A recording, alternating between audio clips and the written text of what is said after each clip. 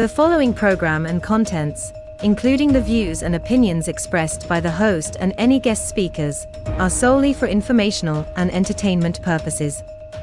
The views and opinions expressed are not endorsed or supported by REL-MAR McConnell Media Company, the X-Zone Broadcast Network, their employees, affiliates, or advertisers. The host and guest speakers are solely responsible for their own perspectives, and their views do not reflect those of REL-MAR McConnell Media Company, the X-Zone Broadcast Network, their employees, affiliates, or advertisers. The information provided in this program should not be considered as professional advice or as a substitute for professional consultation. Listeners and viewers are encouraged to form their own opinions and seek independent advice when necessary. REL-MAR McConnell Media Company, the X-Zone Broadcast Network, their employees, affiliates, and advertisers hereby disclaim any liability for any claims, damages, or losses incurred as a result of the information presented in this program.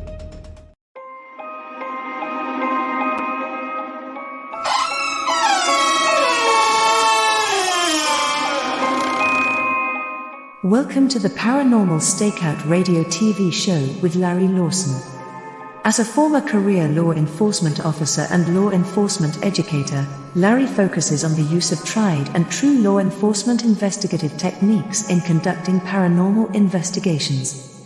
Despite his experience and training, Larry also keeps an open mind to discussions on topics that deal with evidence that are not quite as physical in nature. Paranormal Stakeout guests are professionals in the field of the paranormal and parapsychology, conducting the investigations and research needed to further the cause of paranormal study. Larry advocates an agenda of standardization of structure and training in the field of paranormal investigation and research for the purpose of one day being able to produce the evidence needed to convince a jury of the existence of the paranormal. Whether it is ghosts, UFOs, unsolved mysteries, hauntings or cryptids, no topic is beyond the investigative reach of Larry Lawson and the Paranormal Stakeout radio TV show team. Now, here is the host of the Paranormal Stakeout radio TV show, Larry Lawson.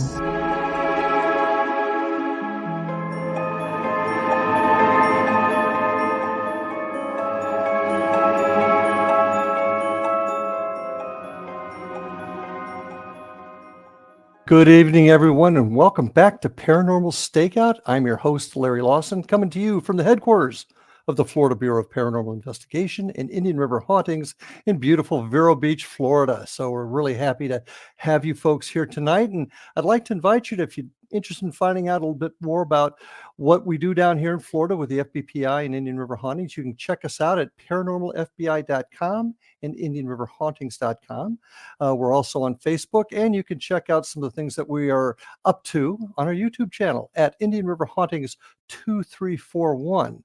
Now, one thing I do want to remind everybody that's watching the show is sometimes you have questions or thoughts or comments you'd like me to bring up on the show. If you do, I'd invite you to get a hold of me at ghostguy@paranormalstakeout.org. That's ghostguy@paranormalstakeout.org. Write in your questions, thoughts, or comments, and at the beginning of each show, we'll go over them first. And if I don't have the answers, we'll find them for you. So with that, tonight got an interesting show. Really excited and happy to have Mr. John Russell with us. John is an internationally known professional psychic for over a half a century, and he's worked with clients all over the world. He's also been a featured guest on a number of radio shows over the years, and he's actually filmed a TV pilot recently that delves into the psychically exploring the assassination of President Abraham Lincoln. That's an incredibly interesting topic there. He's also been an avid motorcyclist for 50 years, and he considers himself a pretty good chess player. So with that, I'd like to welcome to Paranormal Stakeout my guest, Mr. John Russell. John, welcome to the show. Larry, thank you. It's a pleasure to be here. I'm looking forward to it. Yeah, me too. And you're a fellow Floridian up there in the north of me. So yeah, it's warm here like it is everywhere else in the country. Oh, man, I tell you, the heat's brutal here. When I moved here, I grew up in Texas, in West Texas. And I figured, okay, the heat's bad enough there. I can handle anything everywhere. I moved to Florida, and the heat was like being sucker punched by Mike Tyson. It was like, oh my God. It's You've had kind of an interesting career that started off when you were a youngster, I understand. Yeah. Many of my guests may not be familiar with you, so tell us a little bit about who John Russell is and how you got to where you're at today. Sure, sure.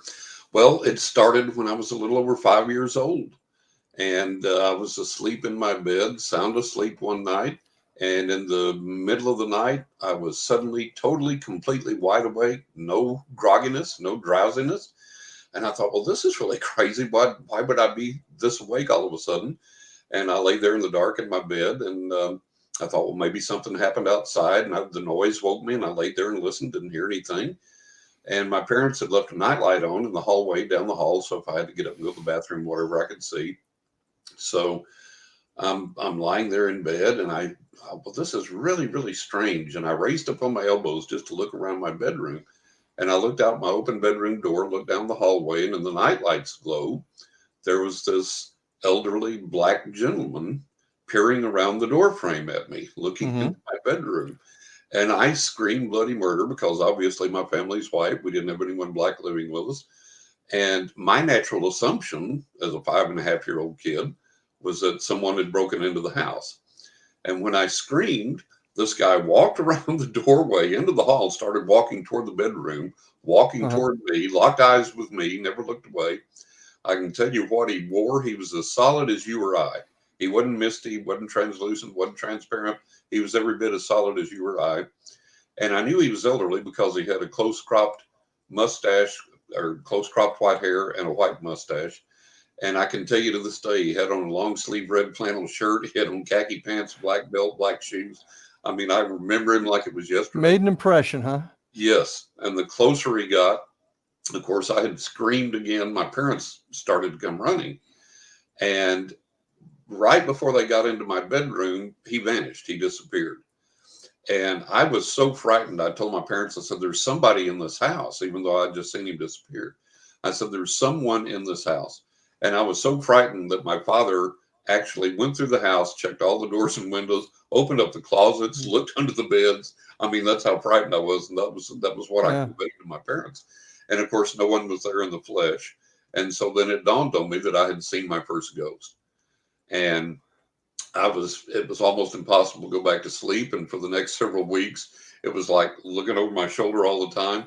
Where did this guy come from? How did he do that? How did he vanish? He was solid as a rock. Is he going to come back? Is he going to want to talk to me? Is he going to scare me to death?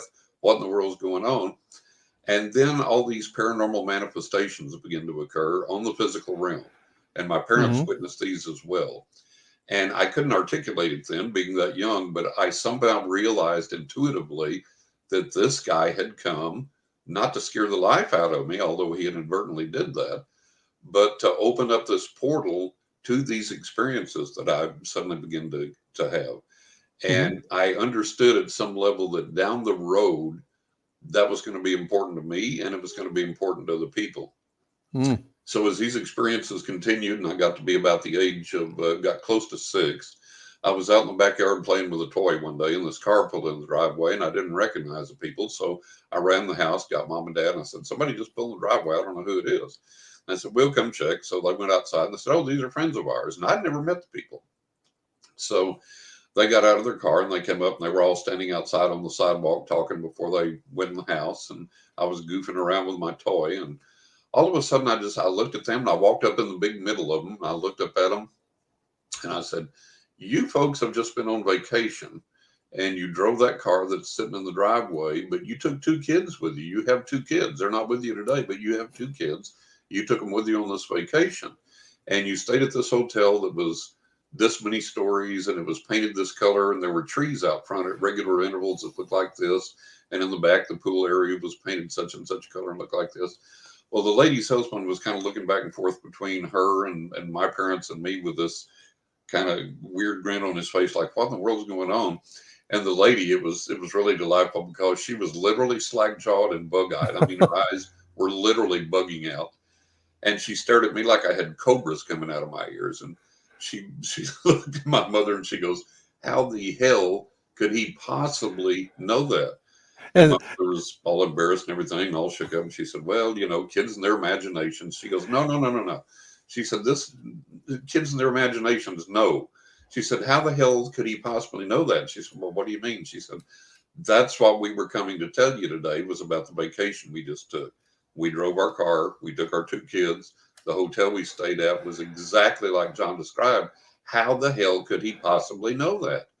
And my parents were like, John, go play. And I was like, okay. So off I went. And I was, nice to meet you folks. And it scared them so bad they never came back. They never came back to visit my parents. And that's when you realized maybe what your gift was. Yes. Yeah. Quite interesting story. Hey, just for our listeners, tonight we're actually taking call messages in, and I'm very pleased to have the listeners call in for asking questions. And we've got a caller on the line right now, John, already. So I'd like to invite Mary. Hi, Mary. What's your question?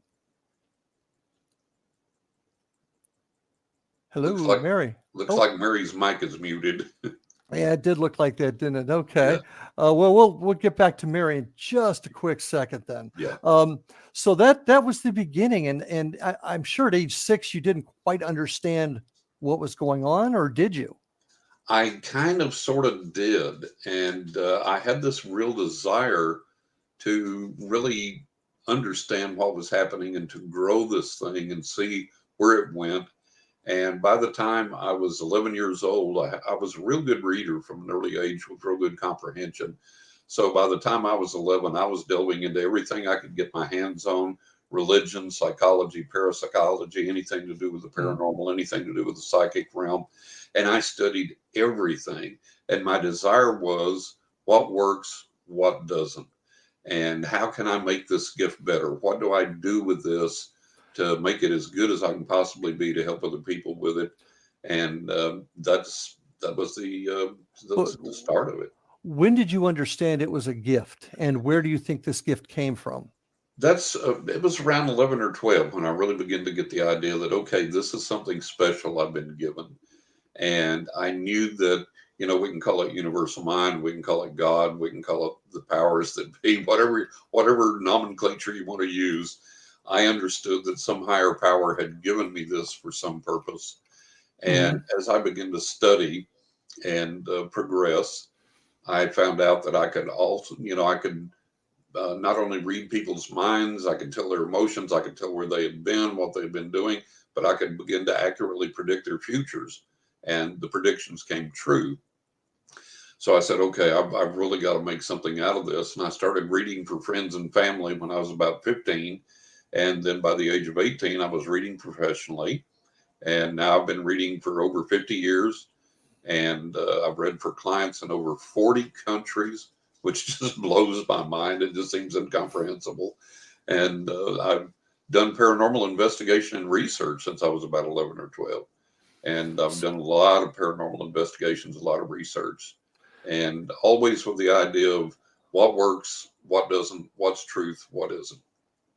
Truth. And that's exactly what we strive for in our end also. Now, you said reading professionally. To me, that solicits the picture of sitting in a house and having people come in and looking at a crystal ball. I hate to stereotype it, but how did you begin at that age professionally doing it? How did people even know to come to you? And give me some examples of how you were able to help someone.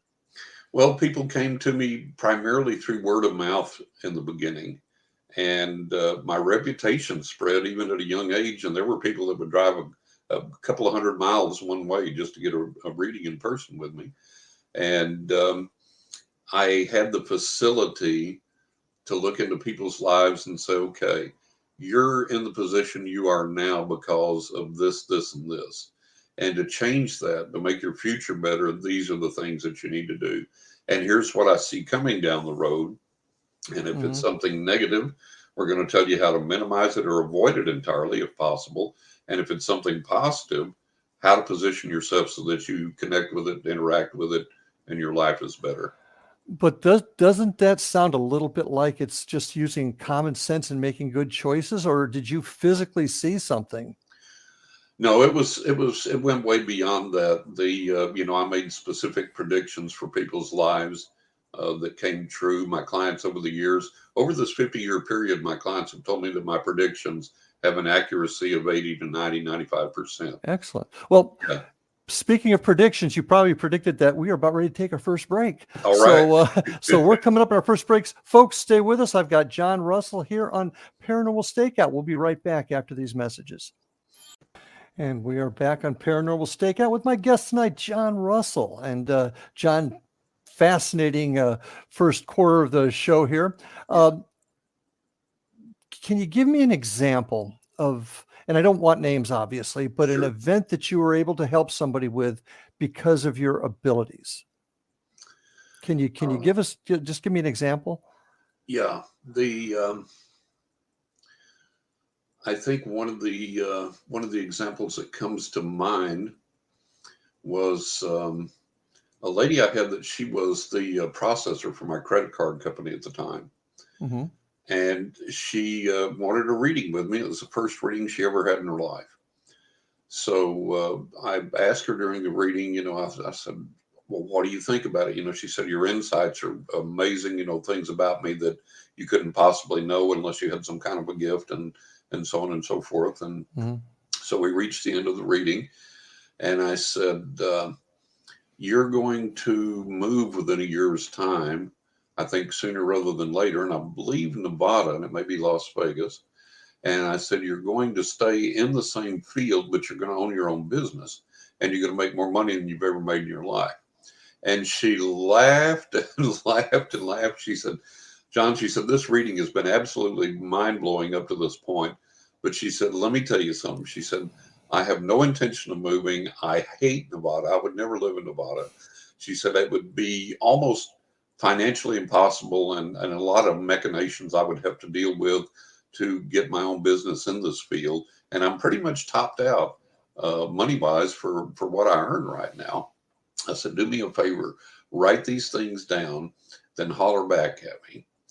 So it wasn't but a few months or so later, and she called me back. She said, John? And I said, yes. She said, I moved to Nevada, and I started my own business in this field, and I'm making more money than I ever made in my life. And I was like, all right, fantastic. And she said, yeah, but the funny thing is, I totally, completely forgot that you told me all these things. And my girlfriend said, didn't that psychic you had the reading with tell you were going to do this? She was like, oh, yeah. She had totally, completely forgotten. But that's an example of some of the predictions that I get that are accurate, that come through for people and prove to be beneficial for them. And you're able to do this over the phone as well as in person? I do it exclusively by phone for decades now, and I read for people all over the world. I can read for people in England or Israel or Australia, and they might as well be sitting across the table from me, because a genuine psychic gift doesn't have the limitations of time, space, or distance. Well, I've experienced that with a gentleman that I work with, and he is able to do it over the line. So I understand that, but I'm going to put you on the spot a little bit here. Sure.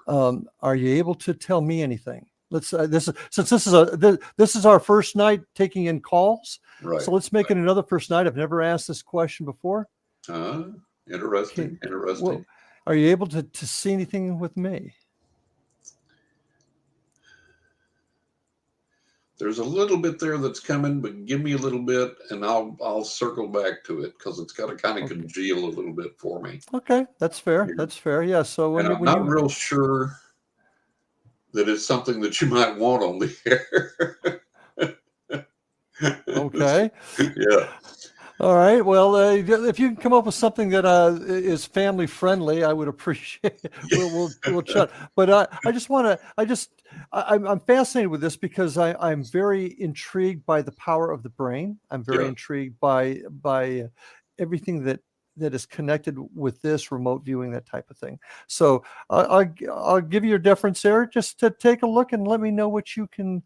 Yeah, I will do that. We may do it off the air. I don't know, but we'll see. I'll see if it fits. I'll see if it fits to the air here as we go. All right. Well, what do you think this is? What do you think this entire phenomenon is? It's we have inherent within us the ability to exercise these gifts, to pick up on these vibrations or energies or whatever it is.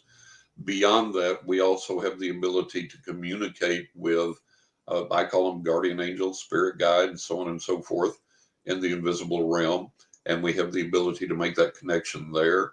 There are things out there that nobody honestly knows what is. There are things that intelligences, beings, whatever, that we just don't know exactly what are, and we don't have names for. They're not malevolent. I'm not saying that, but they're just unknown, and they have the ability to communicate. There's nature spirits. There's all these other categories of beings. And, Star Wars got it right. The Force. We are all interconnected. We're connected with nature. We're connected with each other. We're connected with these other beings that are sometimes in the invisible realm, sometimes in the visible realm. And it's actually just a natural order of things on this planet. We think it's paranormal, but it's actually normal. It's actually the state of things as they should be. So, do you, in your philosophy, how you're seeing things, do you believe that this is all connected to a collective conscience? Do you believe that it's separate beings, levels? What is it? Is there one central power? Yeah. Or I think that there is a creator or a creative source. Because if you go to, like, this is the argument I always have with people about UFOs, and I'm a UFO experiencer. And the argument I have with people with UFOs is there's a school of thought that the extraterrestrials created us. And I say, okay, fine. Who created the extraterrestrials? There's always a source. There always has to be a creation there. If there are gods, if there are angels, if there are this, if there are that, where did they come from? Who created them? There has to be this source of all creation. And so that's the thing that I defer to, whatever you want to call it, whether you want to call it universal mind, God, universal consciousness, whatever. I think there has to be this one overseeing, overlying creative force. And then I think under that are all these other intelligences, beings, us, guardian angels, so on and so forth. Okay. Since you're also a paranormal researcher, and that's kind of where, I spend a lot of my time. Yeah. What are ghosts? In your opinion, what is what we refer to as a ghost? Yeah. Well, a ghost is the spirit of a deceased person, or it can be a replay in the atmosphere from an event that's occurred there that's left some traumatic impression, or maybe a good impression. And it's just something that replays again and again in that atmosphere, kind of like a movie. You go in and it triggers it, and, oh, okay, this is what's going on. And it doesn't necessarily interact with you. Whereas a ghost that's a person that's deceased, that's on the other side, they will interact with you. They will come and tell you things that, for example, one radio show I was on a number of years ago, they had a new DJ. And she said, well, do you get anything for me? And I said, well, hang on, we'll see what happens here in a little bit. So during one of the breaks, I said, yeah, your grandmother's on the other side, isn't she? And she said, yeah. And I said, she sees that in your house, in your room, I think it's in your bedroom, you've got like a little table or something set up, and you've got her picture there in a frame, and you've got some things of hers or whatever, and you've got a candle there, and you light that candle and you kind of say a prayer for her. And this is the setup in your room. She said, that's right. That's correct. And I said, your grandmother sees this, and she's telling me this. And your grandmother says to tell you that she hears your prayers and feels your prayers. And when you go in and sit down and light that candle, she sees the light of the candle and smells the aroma of the candle on the other side. And I said, she tells me it's like peach scented or whatever it was. And she said, yeah, that's right. So people on the other side have their intelligence, have their will, their volition, their emotions, so on and so forth. And they see what's going on over here and can interact with that, communicate that back to us. So intelligent ghost, in other words, a departed soul versus a replay in the atmosphere. Residual. I kind of refer to that as residual or non-sentient. Yeah. Right. So what you're saying is, in your opinion, that they're around us all the time. Absolutely. What I try and get people to understand, where you and I are sitting right now, and where all of our listeners are sitting, we have all these radio waves going through the air around us right now. They're right there. And if we get a radio and we plug it in, we turn the dial, Oh, here's a country station. Oh, here's a jazz station. Oh, here's a rock station. Well, that music is in the air all the time. We're just not tuned into it. And these spirits, beings, ghosts, guardian angels, whatever, are constantly around us all the time. That's the normal state of affairs, but we're not normally tuned in. Well, and I think it's pretty common knowledge in the field that frequency and vibration is a bedrock Exactly. to all of this. So if those that have gone before us are still around us, are they, in your opinion, are they stuck here? Are they moving on? I mean, no. Okay. They're not stuck. They're not earthbound. And I always get tickled when people say, send them to the other side. If you're dead, guess what? You're on the other side. You're there. You made it. Okay. But people on the other side, they're going to choose where they hang around, who they're going to hang around with, for how long, for what purpose. And you have to understand that on the other side, we may think, okay, they're hanging around us all the time because we've had a really dramatic experience with them, and we assume they're there. They may be off doing something else in some other dimension, some other place or whatever, and then come back to us again. But no, they're not earthbound. They have the choice of where they're going to be, where they're going to hang around, what they're going to do, and so on and so forth. We need to understand that. That's really crucial to our understanding of making peace with the fact that they have crossed over and that they're not earthbound or trapped or whatever. Your thoughts on reincarnation, because there's many that feel that once we pass from this realm, this dimension, we go to another level, and we come back. We're learning as we go. Yeah, do it all over again. Yeah. From what you're describing, they just sort of hang out once they go over there. Yeah, I have never found anything. I have read all the literature on reincarnation, and I've read a few compelling incidents that merited a little bit further study, but I have yet to find anything on which I would hang my hat to where I could definitively say, yeah, I believe in reincarnation. I'm not sure. I haven't found anything that convinces me.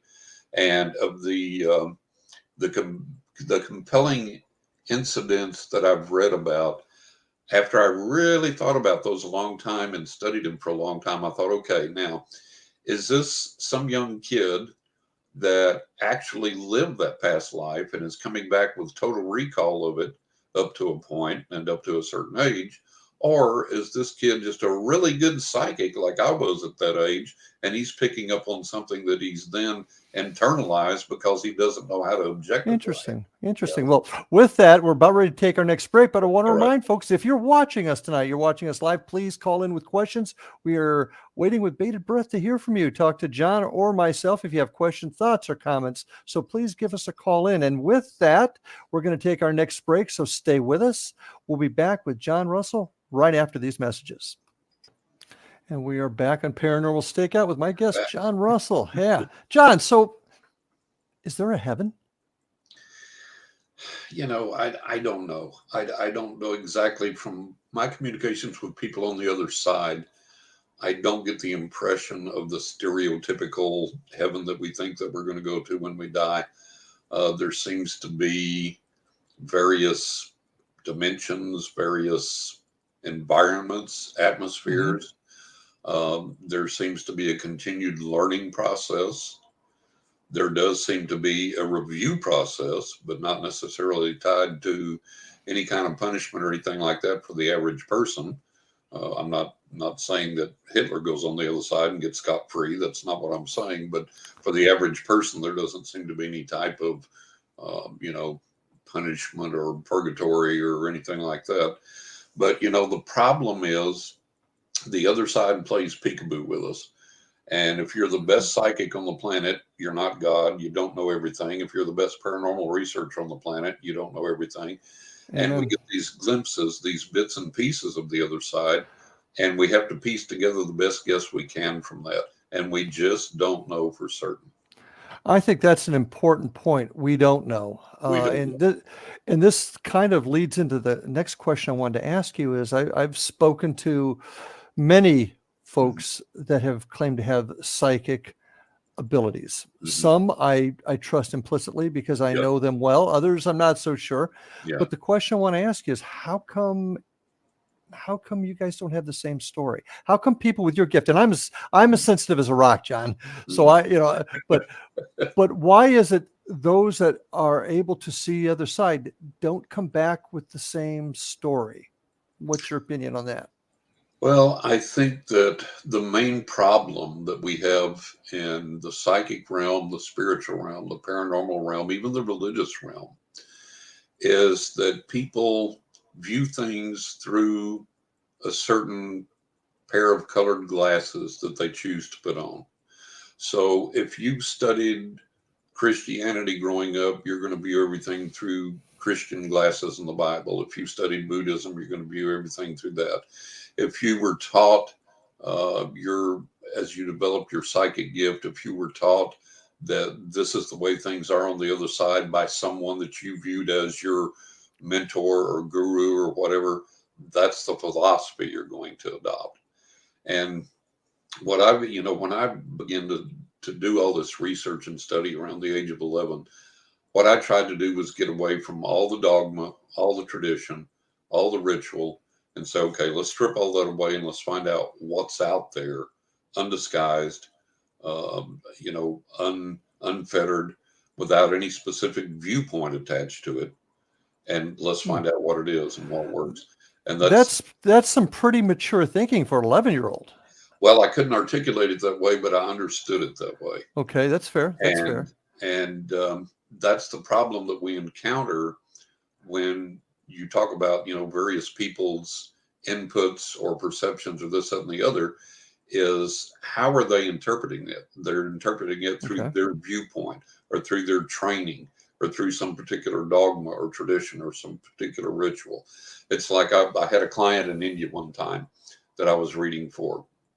And he said, John, he said, my religion does not work. And he said, I know it does not work, but I'm scared to death to let go of it. Why? And I said, well, we're all raised, wherever we are, whatever religion is, that we're raised that there is some type of God or gods, some type of supreme beings or creators or whatever. And we have to do X, Y, and Z to keep from pissing them off. Because if we do, we're going to go to hell. We're going to burn. We're going to be reborn as a jackal. We're going to be in purgatory. We're going to be in black void forever or whatever. And so that's why you're afraid to let go of it, because that's what you've had drummed into your head since you were a kid. Mm-hmm. And it's very difficult to turn loose of perspectives that we've been fed our entire life. And the natural knee-jerk reaction for most people when they encounter something paranormal, not talking about psychics or investigators or anything else now, but the average person that encounters something paranormal, the knee-jerk reaction is going to be, oh my God, this thing's demonic or malevolent or satanic or devilish or whatever, or tried to hurt me or whatever, because that's your upbringing. Your upbringing is the Bible, and anything outside of that is not accepted paranormal. If it's in the Bible, it's accepted paranormal experience. If it's outside of that, it's not. And so that's kind of your default reaction. And then people that, I'm amazed at the number of people that in the spiritual realm, in the religious realm, in the psychic realm, that have these preconceived notions that don't hold water, that don't pan out, that don't amount to a hill of beans, but hold on to them with a vice grip, Well, not only will they hold on to them with a vice grip, but I am right. Exactly. I know this. So how do we get around this? I know that there are charlatans out there. We're going to talk about that in a minute. But there's also folks out there that have goodness in their heart when they do this. But from what you're describing, you let's just pretend that I have psychic ability and I'm seeing a different way based upon how I've been brought up. Right. So if we're going to help people, how do you get around that? Well, because you say it one way, I say it another way, what's right, and what you haven't accomplished it. So how do you fix this so that people get the straight story? You fix it by getting people to let go of their egos and getting people to let go of their dogma, ritual, and tradition. We had, when I was growing up, we held a circle. The old time spiritualists used to call it a circle. And we held a circle at my house.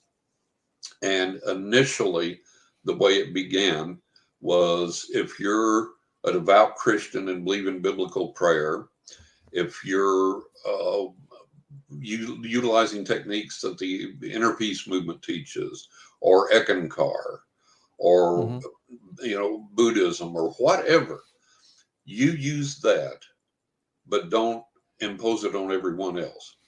If you want to pray by the Bible, you pray by the Bible. If you want to use an Ekankar technique, you do that. If you want to use an inner peace movement technique, do that. If you want to use meditation, visualization, you do that. And let's direct that toward the common goal. Joe Blow's sick. Let's direct healing energy toward him by whatever method you choose to use, and see if we can make Joe Blow better. Now, when we did that, we had marvelous results, but then ego came in, and it was like, well, why can't we hold this at my house now? Why can't I be in charge of the meetings every now and then?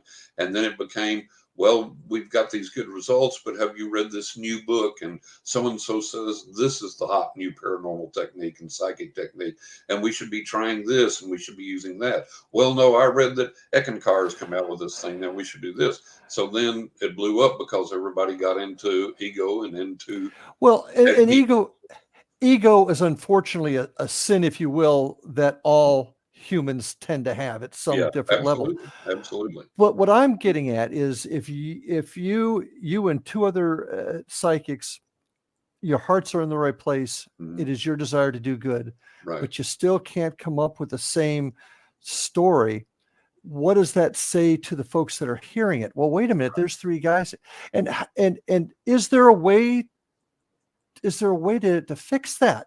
I mean, if three have the ability, how can we fix it? How can we get past the ego? How can we get past the prior learning? How can we make the story straight? You have to be willing to let go of it, and you have to be willing to follow the truth wherever the truth leads you.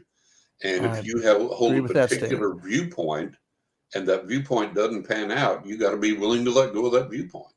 If you have a pet peeve and you hold on to it, but it does not work, you got to be willing to let go of that. And that's what I've done my entire life. Is like, okay, does this work or does it not? If it doesn't work, I get rid of it. And, I've wanted to follow the truth, not what's popular, not what somebody wrote in a book that was a New York Times bestseller, because I don't amount to hell beans. Just because they're a New York Times bestselling author don't mean they know anything any better than you or I. And I've got a lot of documented stories about that to illustrate that truth. But I wanted to find out, okay, let's find out what's real. Let's find out what the truth is. And along the way, if I have to jettison everything I believed in, so be it. And one example of that, by the time I was 20 years old, I'd had this gigantic plethora of paranormal physical manifestations, and other people had observed them. Other people had experienced them. So they're real. They're actually occurring on the physical realm. And in spite of all these crazy, magnificent, marvelous, weird things, I didn't believe in UFOs. I saw the literature. I read the literature. I read the books. I saw the interviews. Nope, didn't buy it. Didn't believe in it. Did not believe in UFOs until I had, and it's a long story, and we probably don't have time for it in the show tonight, but I had this daylight sighting in the presence of witnesses, up close and personal. And so there was the fact. And I had to jettison my disbelief and say, okay, got to switch religions, because there it is. Okay, you can't leave me hanging like that. Give me the Reader's Digest version of what occurred and what changed your mind. And then are you suggesting also that the world of UFO phenomenon and spiritual ghosts are connected? There is, we just don't have time to go into it, and I wish we did, because it's a long and involved subject, but there is substantial evidence, and from my own experience, that UFOs either produce or coincide with paranormal activity. And there is substantial evidence for that. And in my own case as well. And in this case that, I think we've got, like 15 minutes left in the show. Yeah. Yeah, we no way to cover it, not even the Reader's Digest version, but it took seeing this UFO up close and personal with witnesses to change my mind and say, okay, there it is. I got to believe in it now, because I've seen it with my own eyes. I've seen it in the presence of witnesses. Did you get a picture of it? No, doggone it, I didn't. And, this way before the days of cell phones and all that kind of stuff. And, you didn't routinely carry cameras. And if I had been able to have gotten a picture of it, I'll tell you this, Larry, it was so close and so clear that I would have sold it to the Inquirer, and I wouldn't have had to work to this day. That's how good a shot it would have been. Yeah. Well, and that's another issue too. Now, I consider myself pretty open-minded. I've been a cop for 40 years, and Right. I've learned the hard way. You just don't automatically take things on face value, nor do you close your mind off to different possibilities. Right. But when we come back on our break, I want to talk to you a little bit about how not only the world that you're in, but paranormal investigations, even the UFO world, has an issue with folks scamming, make things up, scamming. Yep. So we're going to talk about that in just a second. I do want to remind folks, we do have one little bit section of the show here. So if you're on there and you've got questions to ask, now's the time to do it. You'll see the little banner on the bottom to tell you how to call into us and ask questions. And you can also send us a message at ghostguideparanormalstakeout.org. So with that, stay with us for the last part of the show. Paranormal Stakeout, my guest, John Russell. We'll be right back after these messages. And we're back on Paranormal Stakeout with my guest, John Russell. Want to remind everybody that if you want to check out a little bit about the Florida Bureau of Paranormal Investigation or Indian River Hauntings, check out our websites at paranormalfbi.com, indianriverhauntings.com, and you can check out the stuff that we're into either on our Facebook by those two same names and on YouTube at Indian River Hauntings 2341. Paranormalstakeout.org is another way to get a hold of me. So just go ahead and click onto that and contact us. Also want to remind everybody, take a look at the great programming on the X-Zone Radio and TV Broadcast Network. That's xzbn.net. You can see some terrific shows on there, and I want to encourage everybody to take a look. And John, how can folks get a hold of you? The easiest way to get a hold of me is to go to my website, which is johnrussell.net. Johnrussell.net. And you can schedule a reading there. You can find out all about me there. My client testimonials are there. My media appearances are there. I've got over 140 shows you can listen to, interviews you can listen to. The links to all three of my books are there. And I write about the UFO experiences and a lot of other things in my books that people really find fascinating. And the third book, which is just out, I mean, literally hot off the press, 20 Ways to Increase Your Psychic Abilities. And this book, I stripped away all the gobbledygook around learning, like, for example, psychic book. And I teach you how to do it, take you step by step, hold you by the hand, teach you how to do it, and teach you the real world application of it. And I do that for 20 techniques throughout the book. So those will be entertaining for people. So are you of the belief that everybody has psychic ability? Everybody has psychic abilities to a degree. You might study piano 5 years and barely play chopsticks. Some 6-year-old kid may be sitting down playing Beethoven, and boom, there he goes. So we all have varying degrees of ability. It is trainable to the degree that the person has. Everybody's going to plateau at some point and not progress much beyond that, but everybody has that ability. And people have made it so unnecessarily complicated and complex that what I did was strip all the rigmarole away from it. You don't have to shave your head, wear purple on the third full moon of the year, go out at midnight and cut a willow branch. No, you don't have to do none of that stuff. There are very simple, easy techniques to learn things and make them work for you.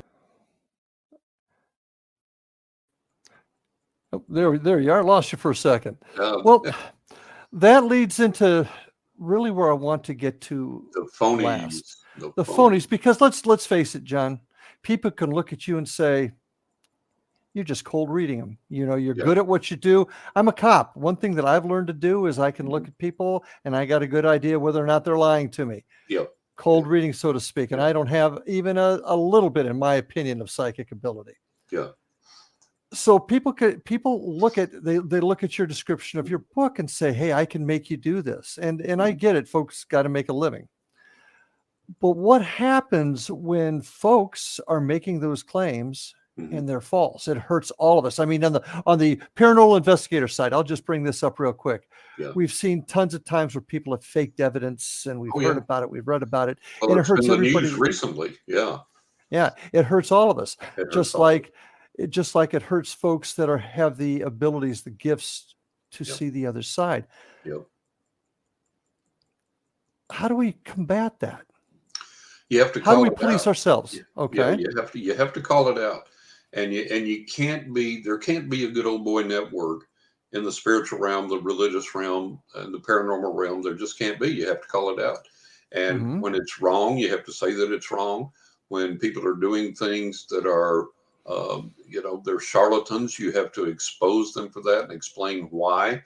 What people don't understand, a lot of the charlatans and the fakes and the phonies, not only are they good cold readers and they're good con men, confidence men, because they know exactly how to size you up. They know how to gain your confidence. They know the right thing to say at the right time.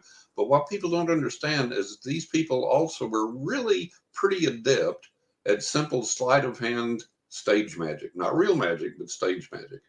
So you can go in and there's a bowl of eggs sitting there. This is one of the dodges that they've used forever and ever and ever. And they say, pick any egg out of this bowl. Well, what are we going to do? Well, I'm going to pick this egg. You're going to pick the egg. Any egg you want in that bowl. We're going to crack it open. If it's clean, your aura's clean. Your environment's clean. There's no curses. There's no evil spirits around you. But if there's anything unusual in the egg, then we know we got problems. Well, you can pick any egg in there you want to. They're all clean. And then when the phony medium gets a hold of it through sleight of hand, they crack it, and they drop the gobbledygook in with it. And oh my God, look at this. And there's these horrible black things and this mold and this everything else in this egg. And it's, well, you picked it. You had free choice. This is your life. Look at what's around you here. Look, you've got these curses around you, these evil spirits. Now we got to figure out how to get rid of these. So they're conning you through simple magic. They're conning you through suggestion. They're conning you through intimidation. And it goes on from there. And you would think, well, I'm not stupid enough to fall for that. Listen, the smartest people I know have fallen for this. I've had to rescue people over the years that have been taken by these people for $50,000, $100,000, $200,000 and more. And some of these people have owned their own business, had 3 master's degrees. Like well, they're preying on emotion. These people are in a state of anxiety, a state of pain, and folks take advantage of them. And we're all vulnerable at some point or another in our lives. And if you walk into someone and they say, you look a little tired and you look a little anxious. Well, yeah, I kind of feel that way. Well, who doesn't in this world in this day and time, for God's sake? And have you had some problems around the home lately? It was like you got up, there was a flat tire, the hot water heater went out. Well, yeah, as a matter of fact, boom, there you go. Well, that's all of us. That's all of us every day, all the time. Exactly. There's nothing unusual in any of that, but we don't think about it that way. And then when somebody points it out to us and tries to connect it to you've got a curse or you've got bad energies around you or whatever, it can make sense. And all true. But still, how do we protect people from that? How do we education? Tell me. One of the things I'm doing in my 4th book I'm writing is I'm writing an entire chapter on that right now as we speak. In that portion of the book, I'm writing an entire chapter on spotting phony psychics, avoiding them, understanding how they do what they do, how to avoid them, how to tell the real from the false, and so on and so forth. So that's the big thing of it, is education and calling the phonies out. And the amazing thing to me over the years, I've done this many, many times. And the amazing thing to me is I've had people that would defend and support the phonies over my expos of them, and they would still defend them, even though I could point out in detail how these people were scamming them and that they were phonies and so on and so forth. No, I'm going to stick with them. And this one person, I remember I had a client a number of years ago that one of these phony psychics got a hold of and convinced this person that I was this ancient demon that had haunted this person through several past lives and had found them in this life and was tormenting them now, and they needed to stay away from me because I was going to mislead them. And I was like, oh my God. So I was explaining to this guy, no. And he wouldn't believe it. He swallowed the thing hook, line, and sinker. And once again, people in emotional states will believe it. And then finally, down the road, he came to me and he said, you were right, and you were everything that you said you were, and everything you said was right, and this person was wrong, and so he finally admitted it. But it's a struggle, it's a battle. It's like, well, from law enforcement, there are people out there that want to be taken. I've locked my share of con artists up, so I get it, and I guess that's one reason why I take real umbrance towards folks that try to take advantage of others in those kinds of states. Well, John, we're just about out of time. Any last parting words before we say goodnight? What I want people to understand is the paranormal realm is real. Just because something can be faked doesn't mean that the real doesn't exist. And we can learn to connect with the paranormal realm in safe ways to make our lives better, to receive the guidance that we need, to receive healing that we need, and so on and so forth. So that's the message I would leave everybody. Well, I appreciate that. And I really want to thank you for joining us tonight. And I want to thank everybody out there watching it. And remember, you can get a hold of us on our next show. You can get a hold of me at paranormalstakeout.org. Write us a little note giving us your thoughts and your comments. But most importantly, I want to tell you how much I appreciate everybody being here tonight and joining us. And until we meet again, please take care of yourselves, love your family, and we'll see you on the other side. Have a good night, folks.